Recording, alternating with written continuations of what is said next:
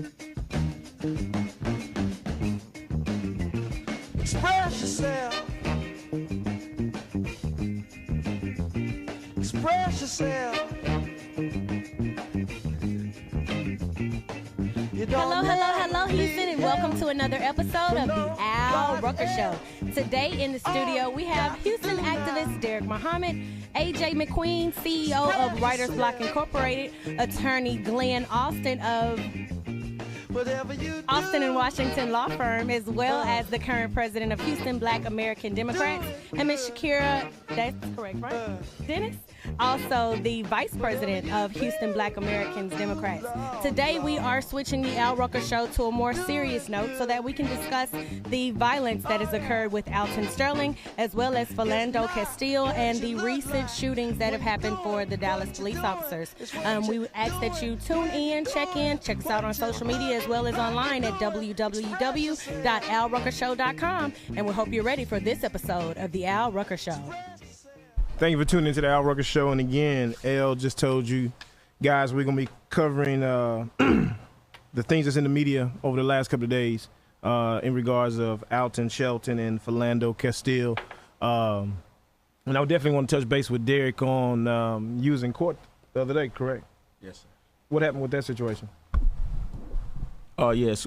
We were in court last night and a few days prior, monitoring the trial of young Deron Taylor, who was one of four men who robbed Joshua Woods, or attempted to rob Joshua Woods of a pair of Air Jordan sneakers.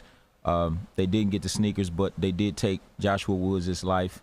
The first young brother went to jail, got a life sentence back in February, and last night they sentenced Deron Taylor, 20 years old, 16 at the time of the shooting. They sentenced him to life in prison. He'll be locked up for the next 40 years before he's eligible for parole. So, we're fighting a two-front war, them against us and us against us, and we need all hands on deck in order to address these issues. In regards of what you're saying, we fighting against ourselves and we fighting against them. I guess that brings us to the Alton Sterling situation and Philando Castile. Starting off with my guest, the female. What's your name? Introduce yourself. Shakira. Shakira? Yes. Last name? Dennis. Dennis. Glenn Austin. Now, AJ McQueen. AJ McQueen? Yes, sir. All right, you got to speak up, Doc. Can't get all soft-spoken on me. He not soft-spoken. And we definitely going to talk about the situation. Just kind of getting your opinion, Derek, on the Alton Sterling situation. We saw the young man was standing in front of a store. I believe he was selling CDs or some sort like that. Yes, sir. And then the police said they were called out there because someone was shooting. They believe they had a red shirt on or something like that. Well, the last I heard that they were called because someone was being threatened with a weapon. Yeah, something of that weapon, nature. Right. Nobody was shooting, being threatened with a weapon. So really, all that we really know is what we've seen. Mm-hmm. And from the angle I was looking at, from what I saw on the video, I believe that it was some very poor police work. It was extremely unprofessional for the first officer to literally football tackle a 300-pound man. I think that created an unstable situation and environment, period, and everything just went downhill from there. I was always taught, not that I've never been in law enforcement, but if you believe that a man is armed, you step away from him, you draw down on him, and then you tell him, hey, get your hands up. But when police officers started tackling suspects like Ray Lewis or somebody, I have no idea. But nevertheless, it was probably one of the most tragic events to ever take place in the history of the United States of America, captured on camera, a father of, I think, 3 children, several children murdered in cold blood right in front of our faces, and it's just absolutely inexcusable. Mm-hmm. AJ? Yes, sir. What's your thoughts on that? Well, I mean, looking at that, I think I watched it like 6 times before I just mentally checked out. But, just to echo what Derek said, definitely poor police work. I mean, when I look at it from a sociological perspective and I look at the environment, like I like to look at a lot of different cues, using a artist mindset, and I always look at the stuff around, and what you see is what you see in that situation is what you see in a lot of them, somebody who's instantly afraid of whomever they're policing, instantly, like there's instant fear. So the reaction to me looks like an unstable teenager trying to talk to invite a girl to prom. He's nervous, so he just act out. That's how it looks to me. It doesn't look like professional police work. It looks like somebody who's afraid, and so that situation and the way that the video and in the angles, and it's horrible. It's horrible, especially when they shoot him and you see his hands and you see no weapon in his hands. Yeah, no weapon in his hands. And then you seen how they had his hand pinned down, and that's not police work. That's like you trying to capture an animal, and you are afraid of that animal, so you killed that animal. And in regards to that, the policemen were stated saying they believe it was justifiable because they were they were fearful of their lives, what it may have been. We all saw how they had both of his hands pinned down, and it doesn't look to be there was a weapon in the vicinity or in his hands or anything like that. What's your thoughts on that?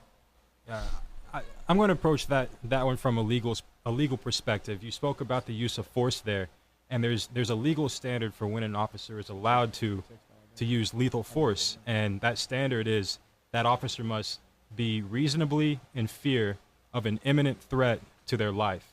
That's 4 elements. It's got to be reasonable, there's got to be fear, there's got to be an imminent threat, which means immediate to their life. So if any one of those is missing, you cannot use deadly force. And my issue with this particular instance is the imminent point, because he was armed. We saw that. He was armed, but there was no imminent threat to the officer's life, because if you look, his left arm was pinned down by an officer. His right arm was in the officer's grasp. So for an officer to have a reasonable fear that there was an imminent threat to his life, that person would have had to free his right arm, get away from the officer, reach into his pocket, pull out the gun, and then point it at an officer. That's only at that point does the threat become imminent to his life. And I didn't see that happen. So what do you think this is going to end up at for the police officers wise, based on that information you're giving us? It's hard to tell. Like you can see on social media, we don't know the backstory. We don't know what happened before the camera turned on, and we don't know a lot of what happened after the camera turned on. But what you can see from that frame is not good. I can definitely see the officers. If you have a solid DA and a solid police department, they're going to be willing to work with the investigation. Then we might see an indictment or even a conviction. But that just depends on how strongly the DA wants to really push this case. If you have a DA that's really in cahoots with the officers and doesn't want to see anything happen to them, you might have an issue. But if you have a solid one, then you might get a conviction or an indictment. Okay. All right. Young lady, your thoughts?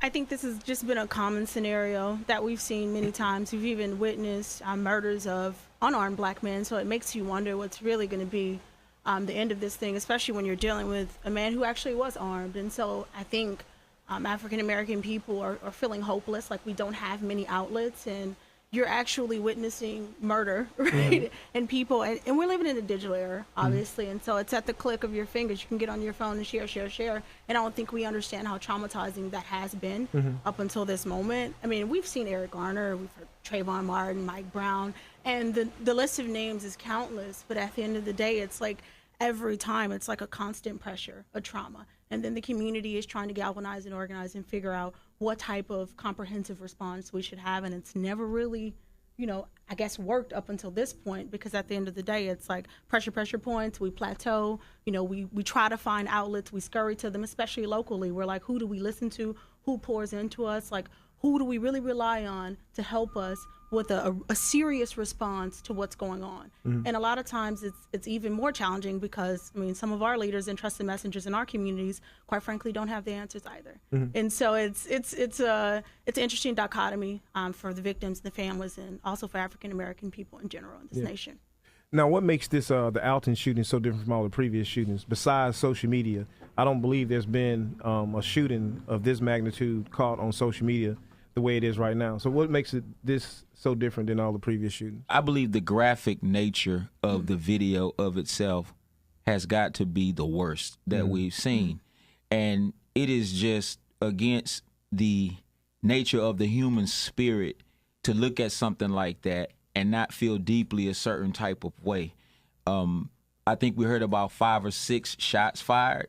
And the second video that gave you the really graphic angle where you saw this man's chest open up from those gunshot wounds and blood just letting all over the streets, and he was, you know, trembling the way an individual does. Like, a lot of people have never seen somebody die before.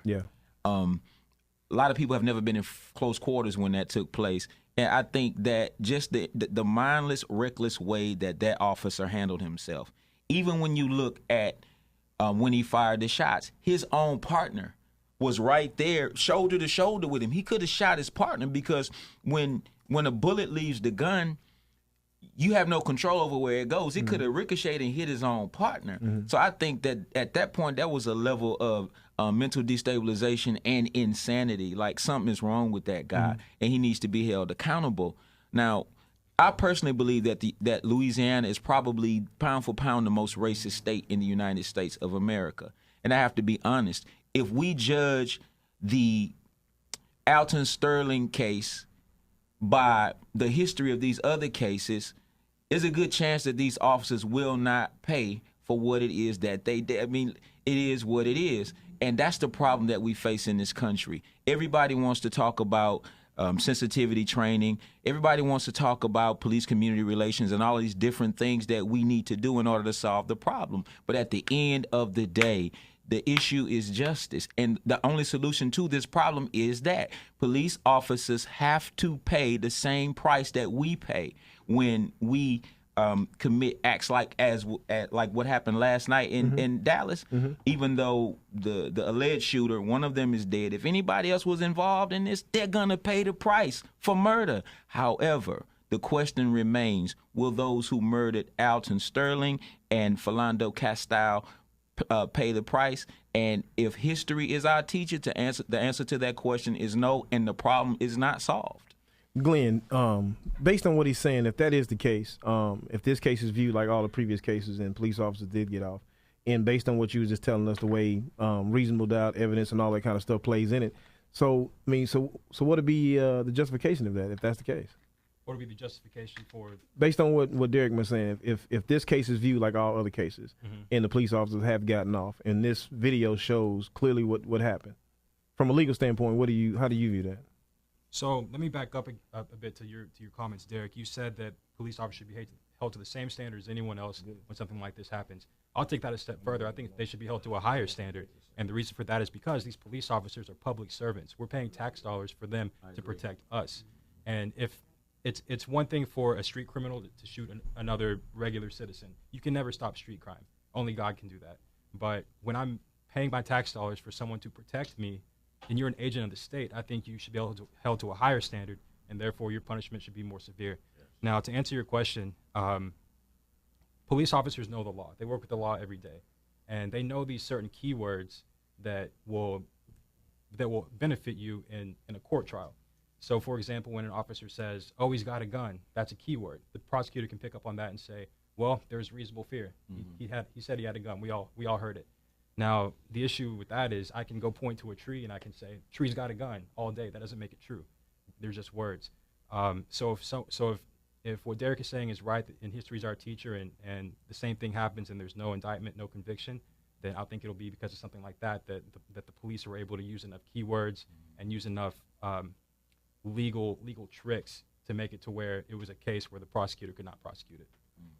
All right, well, we're going to take a break. We'll be back in a few minutes so we can talk more about the situations over this past week. If you would like to give your input on today's topic, please give us a call at 713-526-1230 or send us a message on social media. Just type Al Rucker Show on all social media platforms. Stay tuned for more of the Al Rucker Show.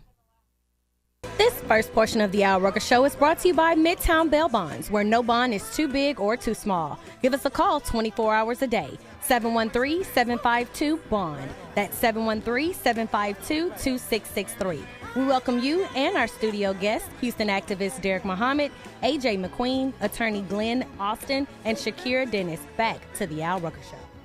Thank you for tuning back into the Al Rucker Show. And again, we have AJ McQueen, Glenn Austin, Shakira Dennis, and my brother Derek Muhammad today. And we're talking about the shootings over the past week in regards, and we just listened to an audio.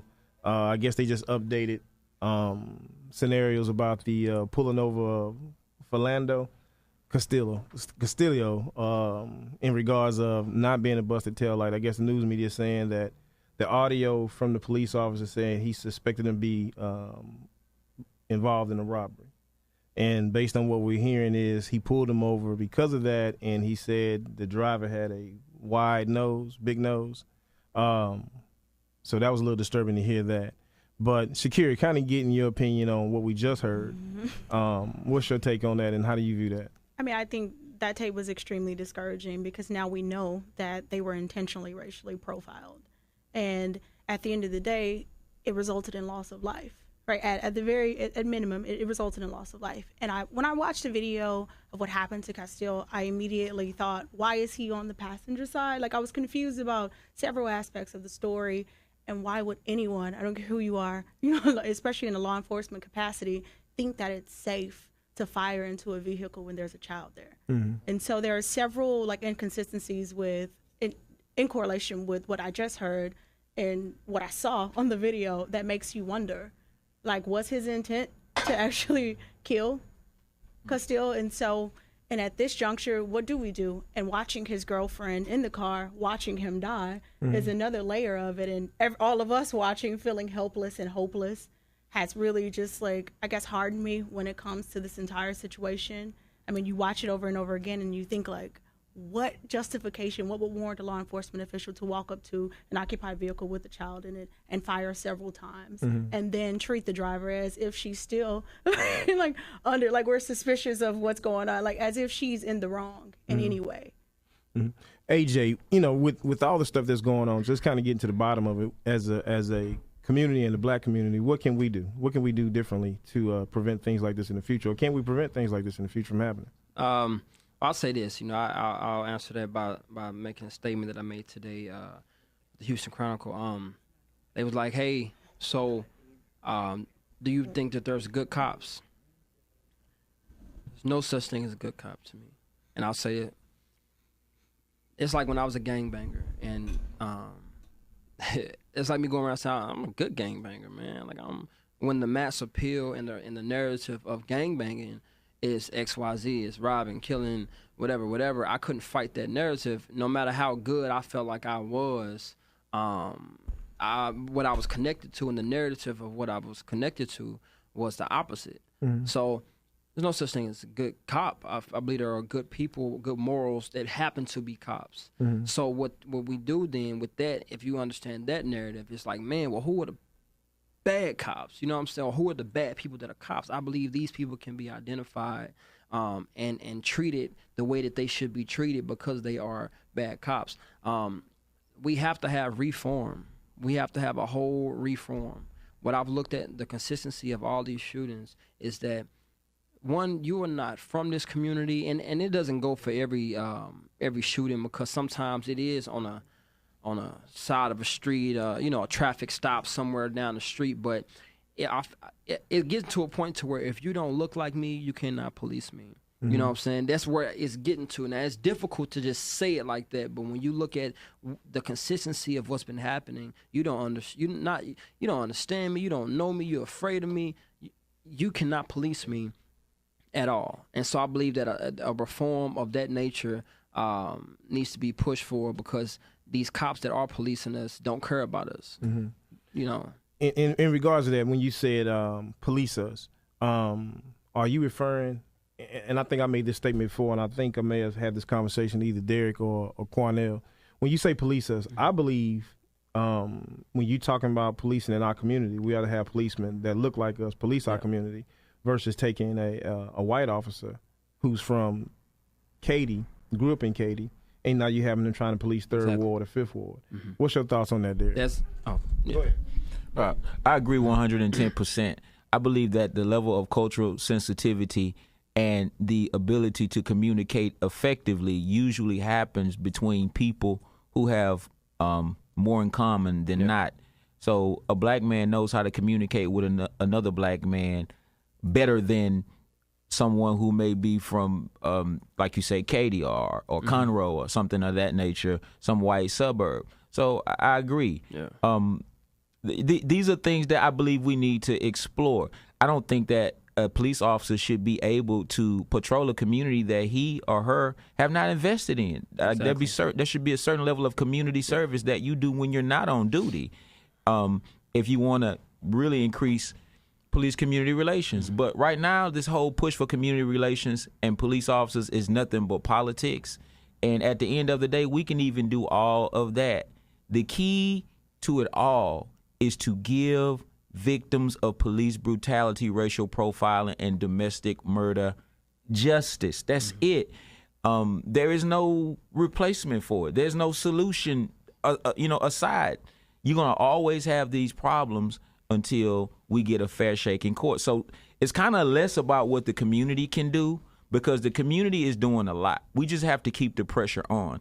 And like I was saying to someone earlier today, 2 weeks ago, LeBron winning the championship against the Golden State Warriors, 2 weeks ago, that was important. Now, nobody cares about that. Why? Because we're in a sober state. And I just feel like we need to stay in this state. We need to realize that we are operating behind enemy lines. I'm getting calls from mothers who are literally bawling out, crying on the phone. I talked to a sister the other day who's 7 months pregnant, and she's just concerned because she's about to bring a black male child into a world where he could get pulled over like Philando Castile because of the width of his nose. Like, are you serious? Black people, we have got to stay awake, you see? And so responding to events like the ones that happened this week is fine, but we have to have a sustained effort. We have to apply pressure to the system until things change. And unfortunately, if they don't, we will continue to see events like we saw last night. I mean, it's unfortunate, but this is the nature of things. And to add on to what you were saying, I was talking to somebody last night. Of course, not gonna say no names or nothing, but that's where he was at. He was at, man, look, maybe we need Dallas. Maybe we need things like that, you know what I'm saying, to get a point across. And, of course, me being, with my sentiments, I believe the opposite of that. I don't believe in, going and taking matters to our own hands as far as killing. But, I remember growing up in St. Louis, and we didn't have swimming pools, so we would take the monkey wrench and open the fire hydrant, and that's how we would have our summer fun. And the cops used to roll through. And the cops used to give us baseball cards and bubble gum, and so that was my first, when I was younger, my first introduction of what a cop was. And then I grew up and I started getting slammed on cars and all this other type of stuff. So for me and what I believe, as Derek said, is definitely applying the pressure. But in the meantime, because we still have to live. I remember when I was pulled over, the cop walked up on my car with a gun. And he said, "This car is stolen." I say, "No, this is my vehicle." He said, "Give me your license and registration." I reached for the glove compartment. Then he drew his gun up. And I asked him, "You just said, give you my license and registration. My registration is in there." For whatever reason made them, and then after they identified as my car, they left. They sorry. So in the meantime, as we are applying pressure, there's a lot of different components that need to take place. And I do believe that in the meantime, we have to have a consistency. We have to strengthen our communities, educate our communities, because we have to make it back home. Yeah. I got to go back home as strong and as passionate as I am right now, and how I want to, in that moment, run through a cop's face, if I can be frank. We have to make it back home, and to be able to lead in the capacity that we need to now. If God called it to where I'm getting sniped on top of a balcony, then that's just what it is. But I'm not going to go out there and off of emotions make a decision that will not just alter me, but alter the progress that we've made and set us back. even more. Yeah, and and that goes back to the shooting in Dallas. The from what we hear in the sheriff saying that he was tired of Black Lives Matter, the way things have been handled. He acted alone. Several things that he apparently said prior to them killing him. One thing that stuck out to me was he said there was bomb explosives in the Dallas area. That kind of struck me a little bit because I can't imagine this black man, this brother, going through what he went through, getting all the ammo, the guns, and all that, and then to say that there is bombs around the city. And apparently how they killed this man was they sent the robot in with the bomb and blew him up. When I heard that, I said, man, are they starting something? Because if there's a standoff between me and the police and I'm holding you off, all thing you got to do is say, I got bombs. And then you send a robot in with bombs and now you blowing me up. Mm-hmm. You know, I look at those YouTube videos, and I don't know if anybody else wants. No, go ahead. But I look at the YouTube videos, and I look at the guy who had to stand off with the cop. Mm-hmm. This guy literally was pointing his gun at the cops, you know, and then you see another video where I think it's a picture that went viral. I think it was a KKK rally, where the guy has his hand right there on his gun, and the cop like, oh, wait a minute, let's talk about this. Yeah. You know. So what we have here is, again, and it goes deeper, and I know we can't get into it on the show, but it goes so far deeper than, you know, because you have to look at the agenda of this nation, you know, in order to understand why this has become okay, and you have to go to the history of it, all just to see why we even got this far. But we can't do that. But to really understand, this is deeper. This is deeper than where we are. We are protecting ourselves.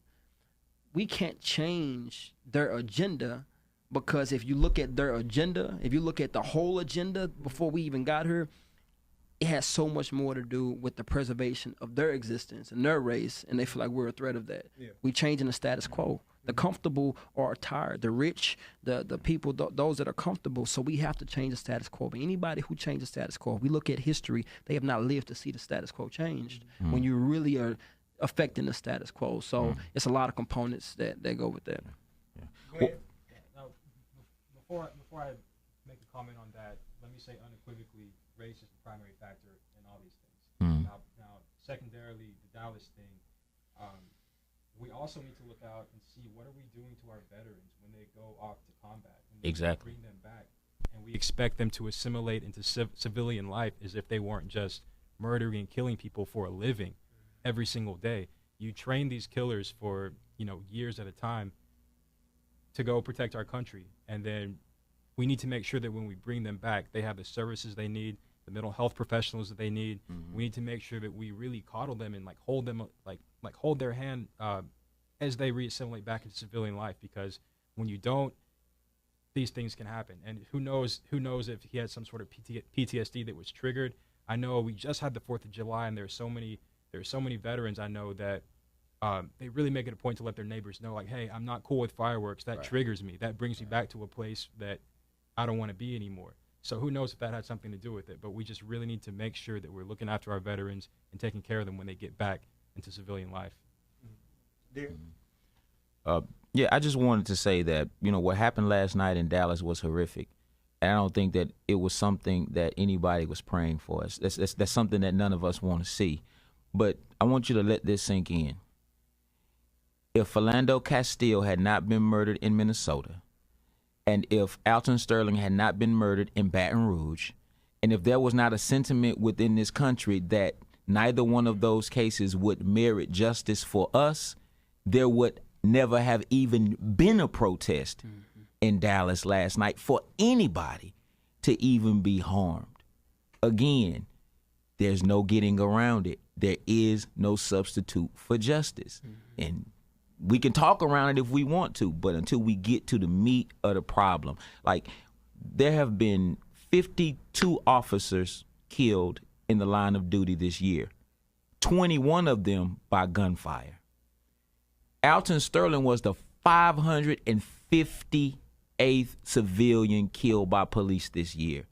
So that means Philando Castile was 559, and if it holds true that every how many hours, 28 hours, we're murdered by police, then somebody else has already hit 560. You know, they murdered over 1,100 of us last year. So you can't compare the two. You can't compare the two. So you cannot address. You gotta. If you want to say all lives matter, then you have to defend black lives the same way you would defend blue lives, and unfortunately, that's not happening. We're gonna get ready to take a break, and we'll be back in a few minutes. This portion of the Al Rucker Show is brought to you by Dolce Ultra Lounge and Bistro, located at 18039 FM 529 Suite A, Cypress, Texas 77433. Give us a call at 832-427-1526.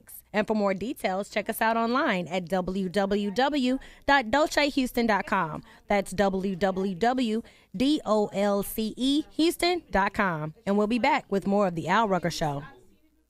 As always, the Al Rucker Show is brought to you by Midtown Bail Bonds, where no bond is too big or too small. Open 24 hours for your convenience. Give us a call at 713-752-BOND. That's 713-752-2663. And welcome back to the Al Rucker Show.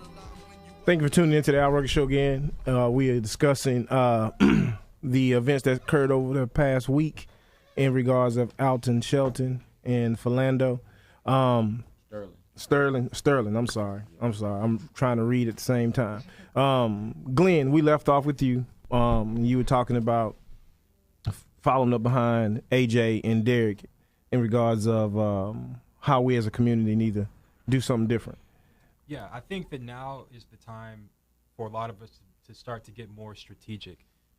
We do rallies, we do protests, and those do have their place, but we also need to bring pressure from other ends. If you think about any type of war, you're going to have troops on the ground, you're going to have troops in the air, and troops in the water. So there's a place for everybody. And to me, what that looks like is, for one thing, we have elections coming up. Mm-hmm. So make sure you get to know these candidates, especially here in Harris County. We have a really good opportunity to elect a new district attorney. We have a lady named Kim Ogg that's running for DA, and she's going to be far better than what we have currently. If you know anything about the criminal justice system here in Harris County, we're the the death penalty capital of the entire nation. Mm-hmm. We execute more people in Harris County than entire other states. That's a really big problem. That's a direct reflection of our district attorney. So if right now we have a particular opportunity to elect the exact DA that we've been asking for. We all say we want someone that's going to prosecute cops, someone that's going to prosecute white-collar crimes like they do drug crimes, and now we have an opportunity to get that. So it's really our responsibility to push someone like that over the edge. So make sure you get registered to vote, and to do that. And beyond that, if you don't see any candidates that you like, if you don't like Hillary or Trump, you don't like Bernie or Gary Johnson, if you don't like anybody, then you be the candidate. You get yourself ready. Let me ask you this, though. When you say that, and I think we all, with you being in the legal system, Derek fighting, standing up for the community the way he does when it comes to that, me being involved in bail bonds and the cases I see come across my desk, tell me, how do you think the politicians are going to change? I don't think that's going to work because, in my opinion, we elected a black president. What has he done differently? He said he was going to go in and change the laws against cocaine and crack. Has he done that? Absolutely not. And tell me, how is that going to change just by we electing the politicians? It may not, but I'm glad you bring this up because one thing that we as black people need to realize is that all black elected officials are not here for us. That's a reality that we all need to really get through our head. There are a lot of people that are elected right now that don't care about black people, that are black. Back to Kim Ogg, we had a chance.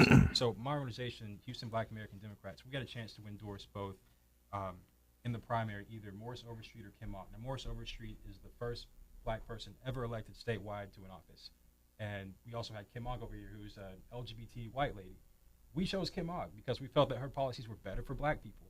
And a lot of older people didn't like that we got a lot of heat for that. But it's a time when we need to look past race and we need to realize that just because you're black doesn't mean you're for us, and we need to start being more critical of where we put our votes. So why do you think Morris lost that race?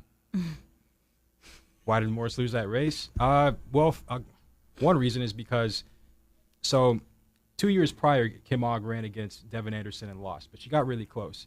So she knew she was going to run 2 years later. So that whole 2 years, she was working the community. She was still staying active. She was still she'll have these events at black churches and in black parts of town where she'll just go and do these free expunction clinics where if you have a criminal record, you can go and get it cleared for free. She was doing things like that during the whole 2 years. So when it came back time for her to ask for the vote, when it came back time for her to ask for our support, we had seen her. It wasn't like, oh, now she wants something, here she is.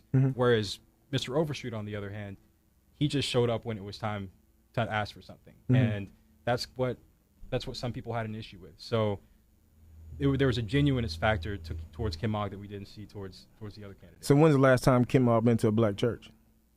Probably last week. I don't know, but I know election season. Yeah, That's what I'm saying. So She probably went to a bunch of them.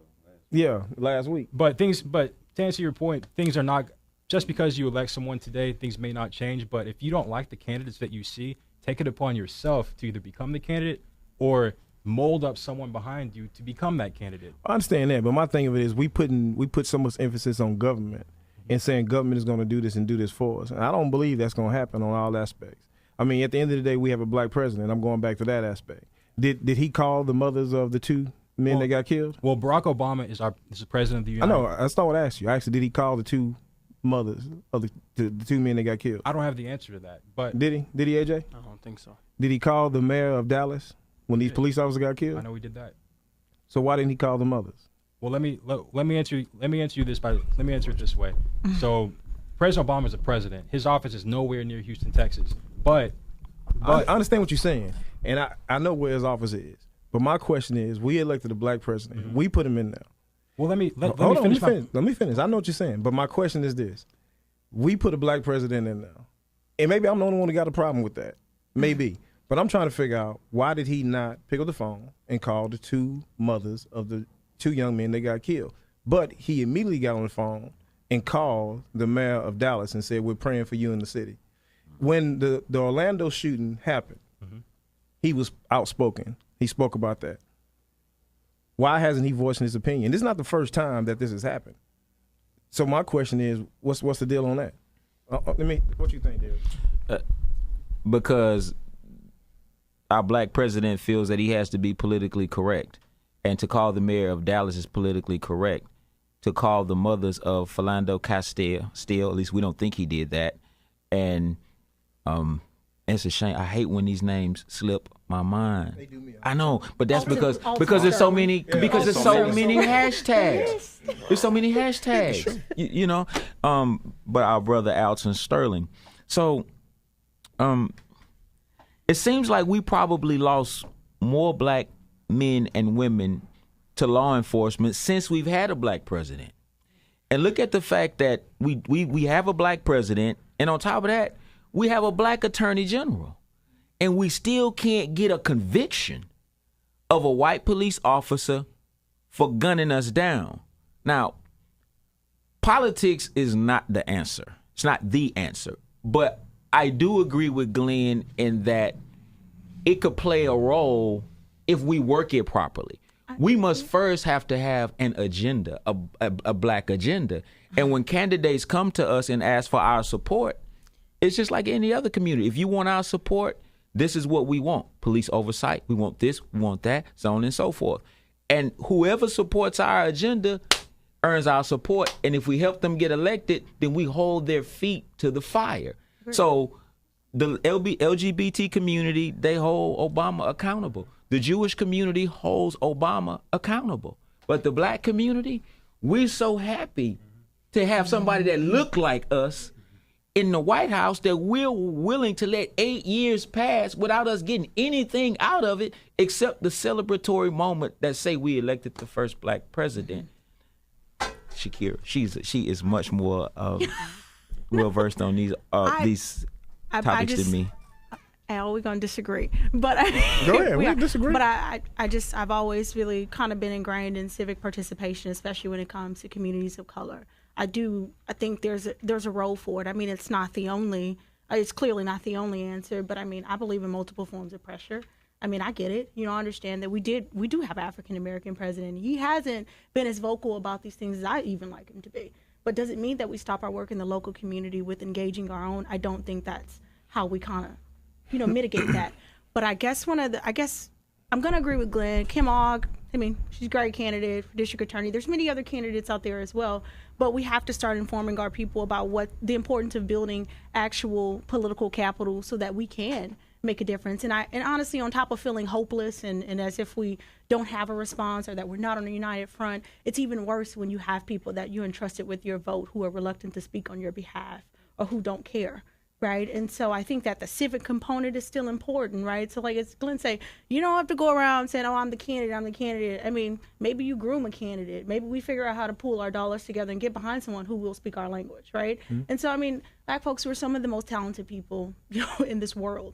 And we can do it. I mean, but the challenges, exist, especially within the African American community when it comes to our structure of who we believe leadership to be, right? Some people may come to me and Glenn for certain things. Some people may go to Derek. Some people may go to AJ.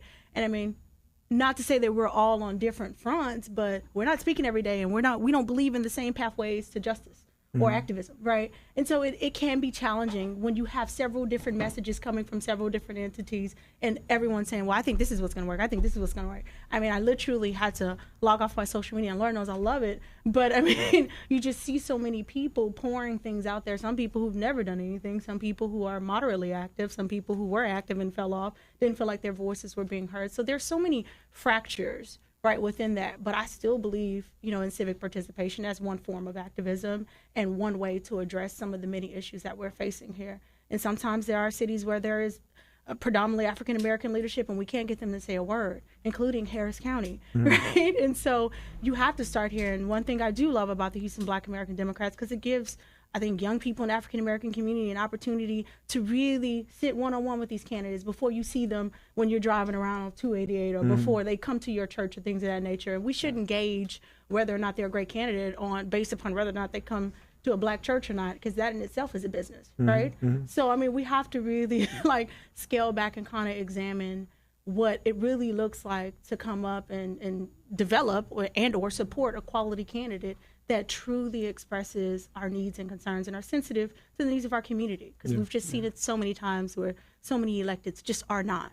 What's your thoughts on that, AJ? I see you sitting there. You want to say something? Yeah, I have a different angle.